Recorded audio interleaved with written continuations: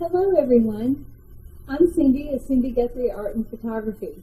Welcome to my channel. Today I'm going to be telling you about a new series that I'm starting. Learn to paint in 20 minutes or less.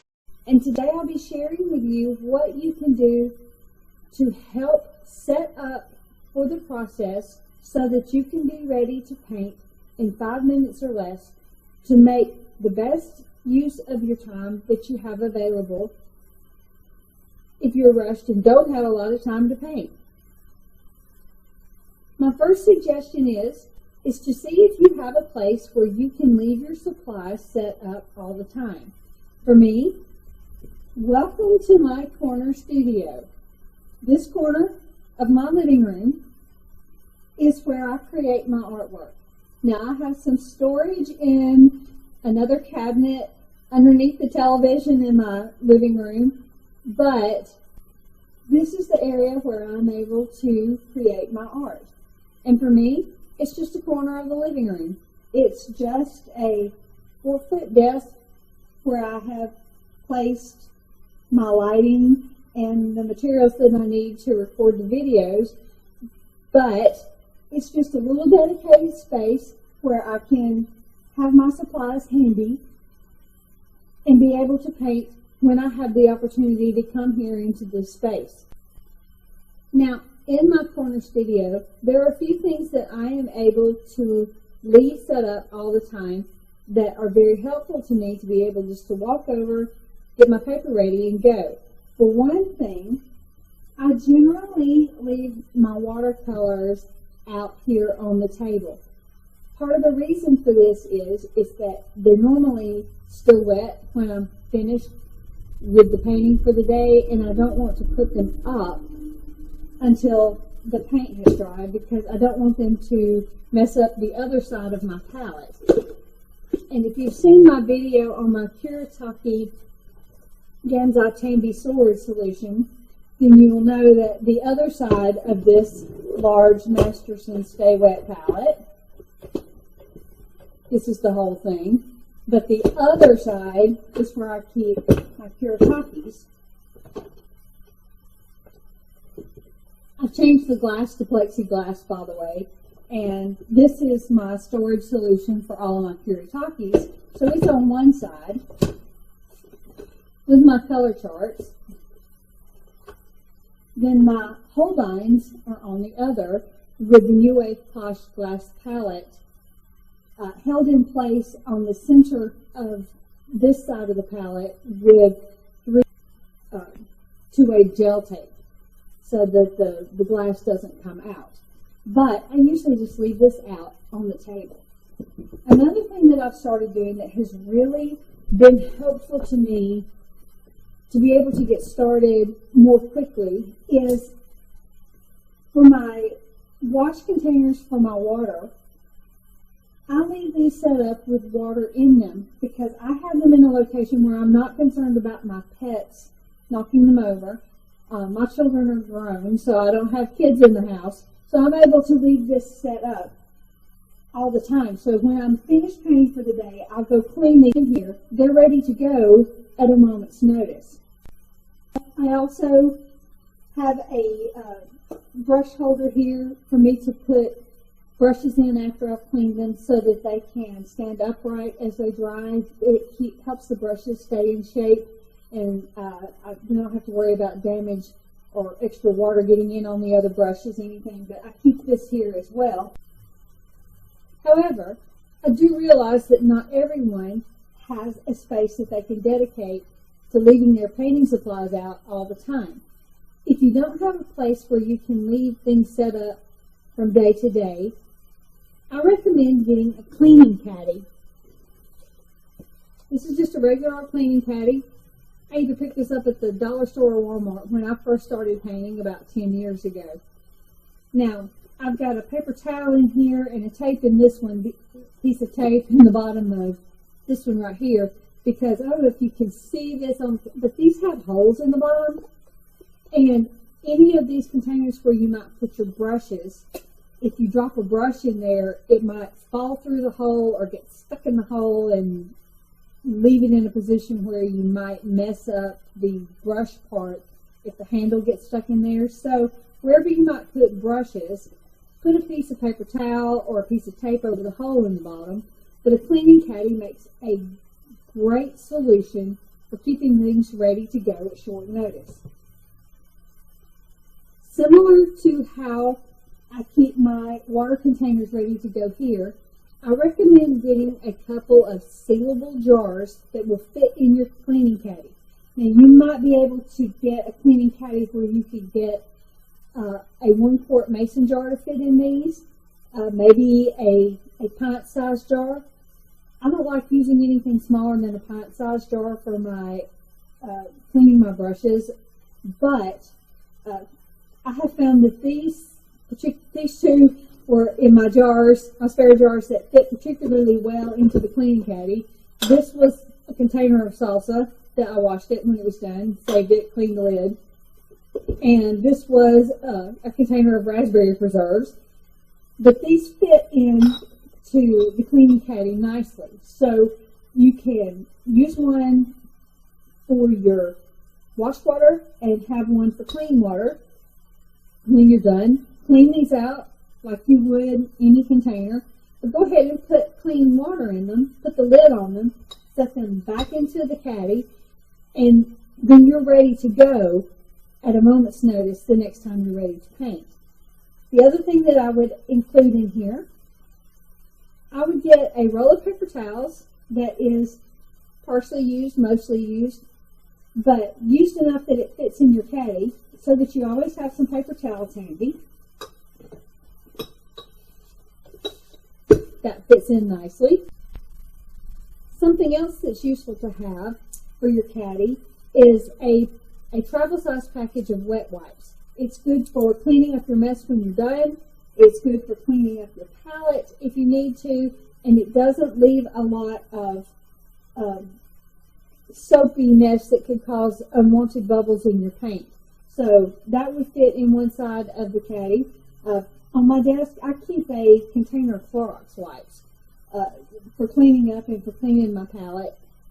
Because, like I said, this doesn't come out of the palette, but it allows me to clean up. I don't like to leave lots and lots of paint on my palette. I just think things get too muddy for me.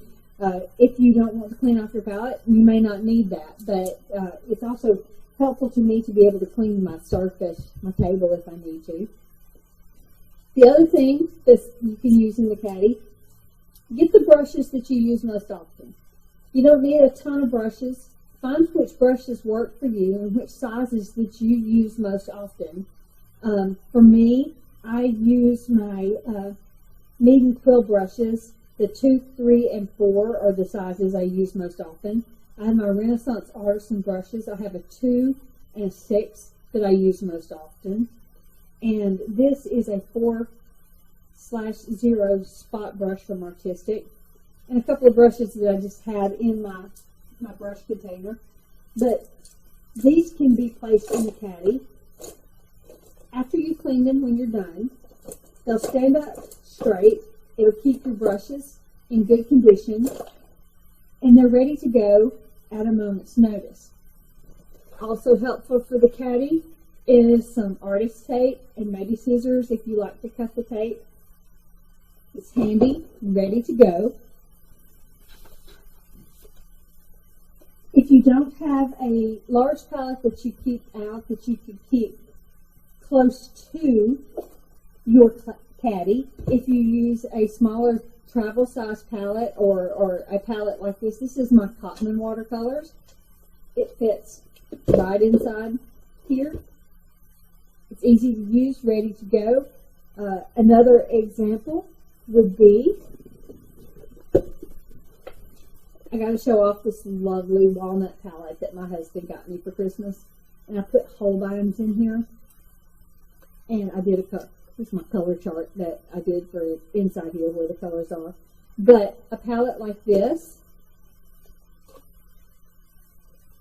will fit wonderfully. Even both of them will fit here into the caddy. The last thing that you need to have handy, ready to go in your caddy, will be your paper. I will go ahead and cut your paper to size so that you have several sizes available. The most used sizes that we will be using as the series progresses is 3x3 and 3x5. I use the Meeden or Valhone Academy paper. This is my favorite paper, and this is my favorite size. 15 inches by 10.2 inches, or 380 by 260 millimeters. And I can get 15 3x3 pieces for the small, tiny paintings off of one sheet, or I can get 9 of the 3x5 pieces from one sheet. And I pre-cut those and place them in Ziploc bags. So like here's my 3x5s. Here's a little Ziploc bag with my 3x3s. And with the scrap piece at the end, there's going to be a 3-inch or 5-inch by 1-inch piece that's left at the end. I save those in a Ziploc bag. And then I always have these handy to test the color or test the texture. Anything that I need a little piece of test paper for, I can pull out one of these easily and always have that handy in case I need to swatch something off. And I just put all of these in a Ziploc bag. And for me, I've labeled it with Academy on the outside so I know exactly which paper it is. And it fits right in the caddy.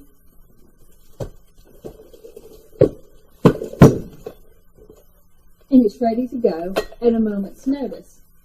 The last thing that you need, if you don't have a permanent place for your, that you can leave your painting,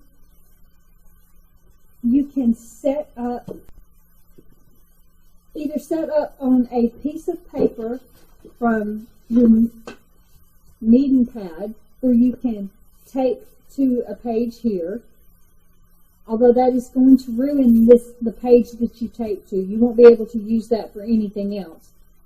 But you need something that you can close off when your painting is dry for the evening as you set it aside for the next day. You can either put it in something like this that you tape to. Something else that is useful is Canson illustration art boards. There's illustration boards, there's watercolor boards, there's several different types of the Canson boards. Those are really helpful to tape to so you can cover it and save it for another day and set it aside. Another idea would be something like, this is a cutting mat. You can get these at office supply store. You can tape to this and cover the painting when it's dry with a paper towel if you need to.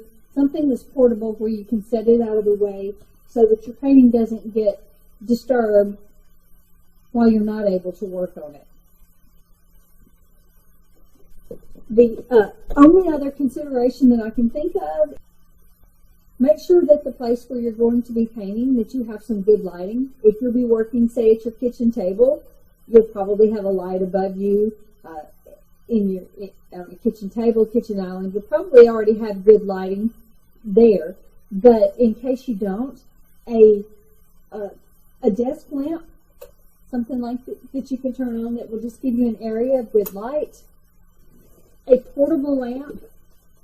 This is something I take with me when I'm traveling. Something that is easily movable, that you can set where you need it to be. You could probably even fit this some way around in the caddy, that you can plug up to give you some good lighting, because your paintings will be better when you can see better what you're doing. And that is all that you're going to need to be able to have a quick setup. The idea is that you will be able to set up in less than 5 minutes, and then when it's for your cleanup, that you'll be able to clean up and put up in less than 5 minutes, so that the majority of the limited amount of time that you have can be dedicated to the task of the day for the painting. Each of the paintings that we do will be broken into segments of 20 minutes or less, so that you can get to a stopping point, leave the painting for a day or more if you need to, and then come back to it and start again. And I will go over whatever you need to do to reactivate paints or reactivate re-wet areas, whatever we need to do to restart. I'll go over that with you. But if you do have time and want to continue to the next segment, then you can just continue on and do whatever that you have time for that day. The idea is to make a daily practice so that you develop habits and you develop good habits,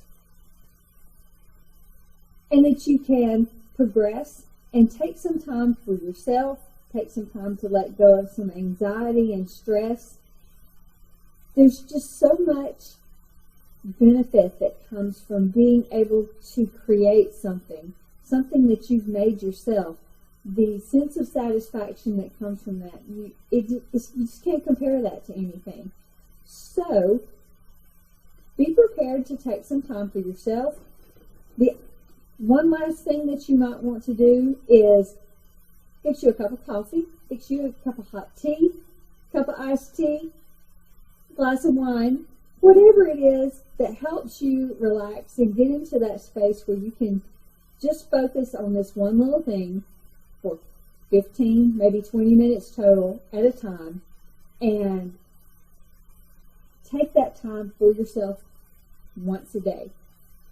We'll be doing about one project a week, and if you have any questions or if I can be of any assistance to you, please contact me through the comments. I read every comment, and I'm excited to go on this journey with you, and I really appreciate you joining me. I look forward to seeing you soon for the first project. Y'all come back now. You hear?